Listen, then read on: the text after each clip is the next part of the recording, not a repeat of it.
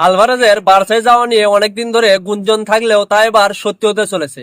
Argentina দর্শকের জন্য বড় একটি সুখবর হলো আলভারেজ বার্সেলোনার একাদশে থাকা।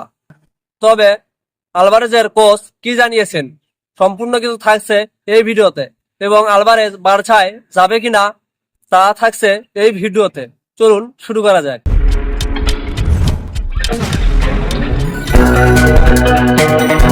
আলভারেজ নিজে চায় বার্সেলোনার হয়ে খেলতে, এবং বার্সেলোনার কোচ আলভারেজকে চায় দলে ফেরাতে।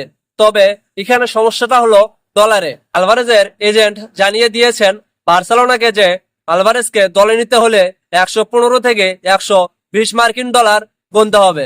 তবে বার্সেলোনার কাছে এত মার্কিন ডলার নাই বলে জানা গেছে। আলভারেজের এজেন্ট আরো জানিয়ে দিয়েছেন যে এটা পুরোপুরি মিথ্যা এবং বানোয়াট খবর।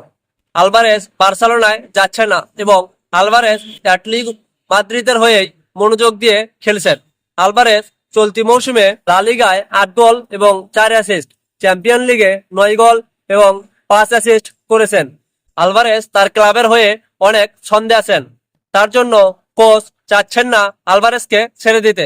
তবে বার্সেলোনা যদি 115 থেকে 120 মার্কিন ডলার গুনে থাকেন, তবেই আলভারেজ যাবে বার্সেলোনায় 2027-28 মৌসুমে।